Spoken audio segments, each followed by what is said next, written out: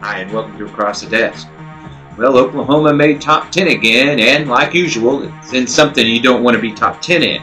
As we discussed, a new statistic that came out from the March of Dimes, placing Oklahoma number 3 when it comes to maternity care deserts.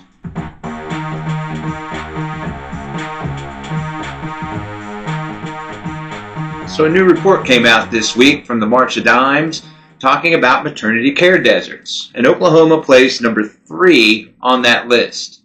Now, what is a maternity care desert? Well, like you would think, it's a county or a place within a state that doesn't have any maternity care. Now, we're not really talking about abortion here. We're just talking about maternity care for women that want to have children.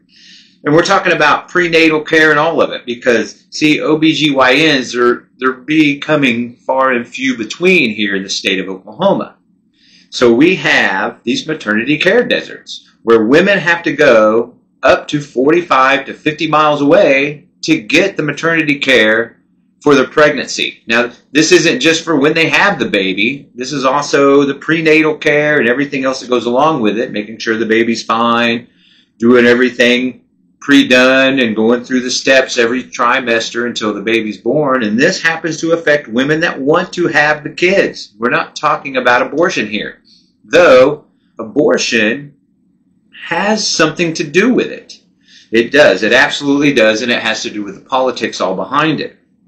See, because in Oklahoma, the stat says 52% of our counties are maternity deserts. That means there's no maternity care, there's no OBGYN, there's no facility to have a baby in over half of Oklahoma counties. They'll have to go somewhere else, like I said, up to 55 miles away in some cases, just to find maternity care for the pregnant woman in the state of Oklahoma.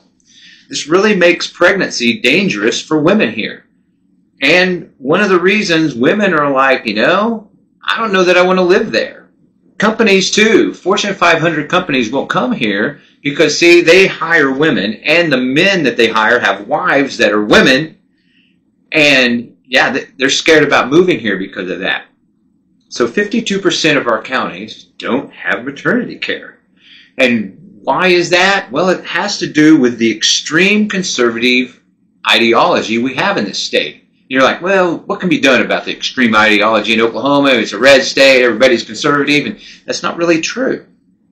Hey, there is a majority of Republicans and conservatives in the state of Oklahoma. Even some of our Democrats have conservative leanings or are fairly moderate in Oklahoma, including myself. I'm actually a registered independent, but my leanings are more to the left than to the right, but I do have some things that you could be considered conservative. Now, when it comes to maternity care, women's issues, abortion, health care for women, I'm definitely on the left side of this issue. I believe it's a woman's right to choose. I don't think it's right for women to have to die and bleed out in a parking lot because of our extreme lawmakers who think they know better than licensed doctors. And that's the problem we have.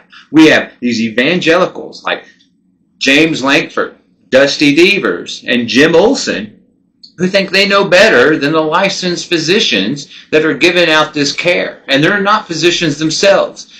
This is classic Dunning-Kruger in effect. That's exactly what it is, Dunning-Kruger. These guys who have no knowledge, they're really just too dumb to know that they're too dumb to know.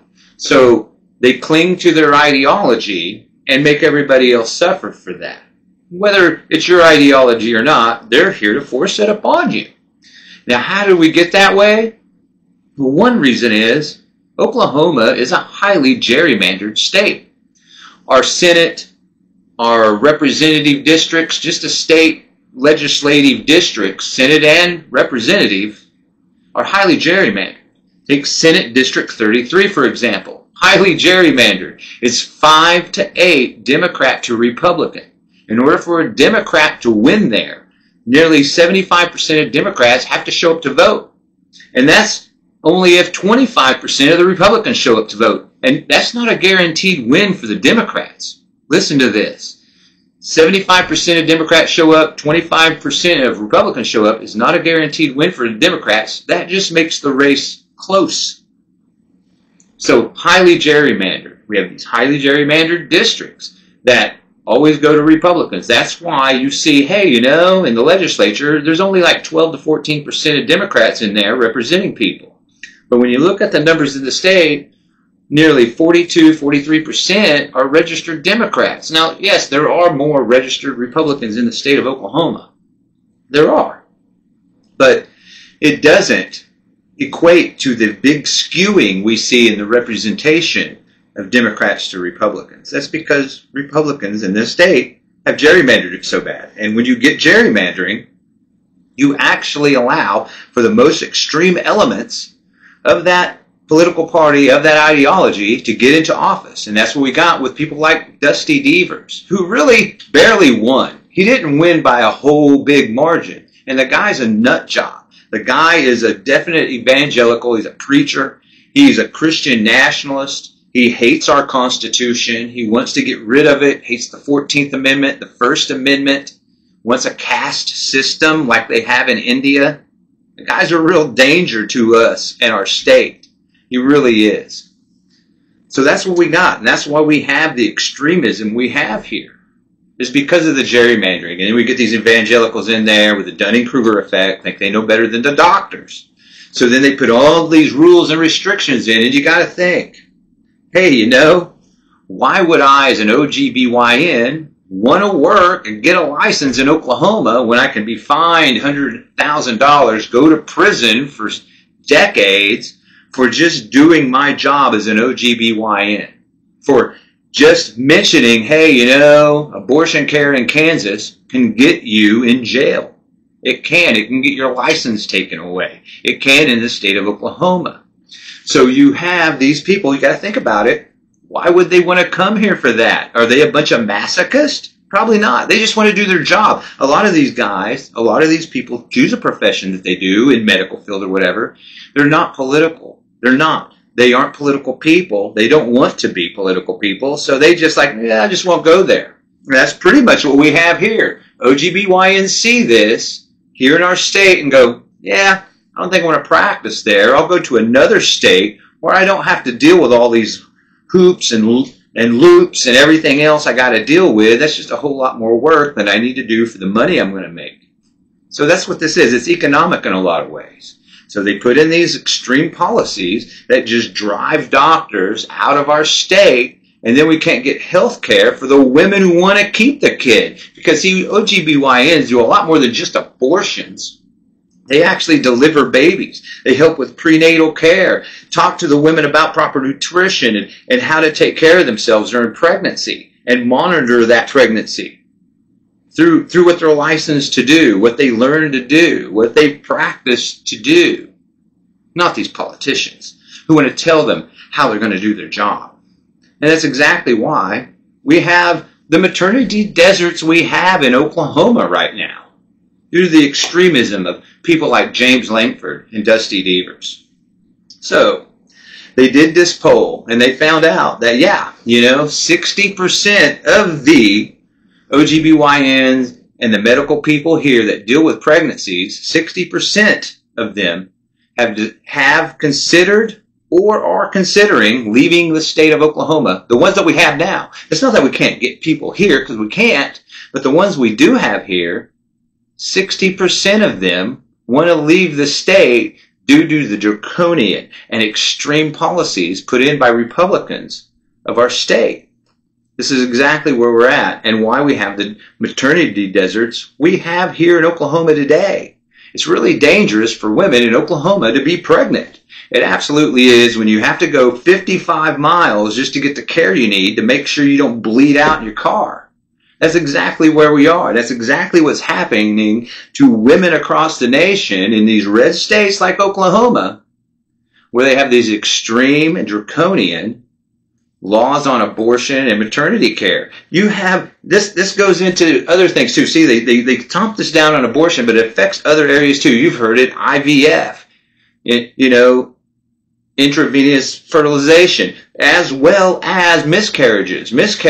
When you have a miscarriage, you go through certain procedures that they mimic an abortion to clean out everything, make sure all the, you know, materials out of the uterus and everything else, some of that they use some of the procedures they use, some of the chemicals they use, some of the ways they do it is in abortion care. So therefore, if you have a miscarriage, you may end up dying, which has happened because, you know, we have such extreme laws in the state of Oklahoma. Just where we're at, since 60% of our healthcare professionals want to leave. And that's good for states that do allow legal abortion and have great maternity care, stuff like New Mexico. New Mexico is actively running a recruitment campaign, and they have been effective. They have taken away doctors from Texas, and they're planning to do it in Oklahoma too. So that 60% that want to leave and probably will leave, it makes it easier for them when states next door say, yeah, we'll take you. We don't do this crazy stuff here. So there we go. It's going to make it worse. It's just going to make our maternity desert here in Oklahoma worse. And we're not going to be number 3. We're going to quickly go up to number 1. So that's what we have right here in Oklahoma. And the other thing they failed to do is, here you go. You know, this issue has been an albatross around the Republicans' neck. It really has. They can't talk about it right. It's not a winning issue for them. They really wish the abortion, maternity care, women dying in their cars would go away. They really do, because they don't really have a good answer for it. All they have is their ideology that says abortion bad. That's it. And that's where they go to every time. That's their shield. Oh, abortion. Well, what about this woman who has a miscarriage? Abortion. Got to stop that abortion. But we're not talking about abortion here. We're talking about a woman who wants to keep her kid. How can she get maternity care? Well, abortion. And that's all they do. And now they can't even say that. They can't even say abortion. They can't even say, hey, what about these women? They just quickly turn to subject. Oh, hey, these immigrants are getting geese out of the pond. What about that? We don't want to talk about abortion because it's a losing issue for them. It's a losing issue for them all across America. It really, really is, because this is creating a health crisis for women in the state of Oklahoma, as well as others, Idaho, even worse. I mean, how would you like to be a woman in Idaho, pregnant in wintertime in the mountains where there's 2 feet of snow, and you got to go over 60 miles just to get the health care you need for your pregnancy that you want to keep? You're not looking for an abortion. You're just looking for maternity care and somebody to deliver your kid. And all you got is somebody in the state of Washington 60, 80, 100 miles away in the middle of winter with 2 feet of snow in the mountains. How's that going to work for you? So, yeah, I guess it's better that you're in Oklahoma where our climate's a little more temperate and we don't have the mountains and the 2 feet of snow you got to worry about. But you still got to go near 60 miles to get the care you need as a pregnant woman in Oklahoma. And that's for those who want to keep the baby. So that's exactly what we have in a lot of this. In a lot of different ways. In a lot of different ways. So there you go. We have Republicans who just can't seem to keep their extremism out of the way. Can't seem to keep their draconian authoritarianism out of the way. They can't seem to not show how this is mostly about controlling women and telling them what to do, putting them in their place, taking away that 14th Amendment. That's what it's about.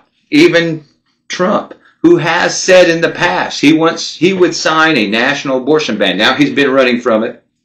Oh, I don't know that I would do that, but you said it before. It's in that Project 2025, which he says he has nothing to do with, even though more than half of the authors of it worked for his administration at one time or another, and he's still friends with these people.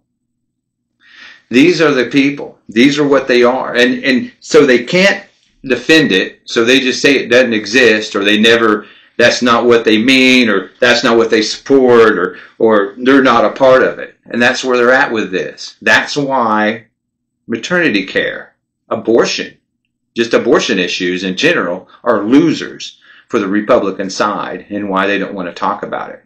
But, hey, here we are talking about it because you know it's big news.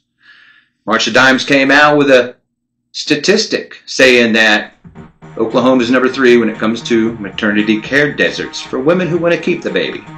And that our OGBYNs and medical professions can't wait to leave this state because of the extreme, draconian laws put in by lawmakers who have no idea what it takes to be a doctor or practice medicine. This is Across the Desk, and we'll see you next week.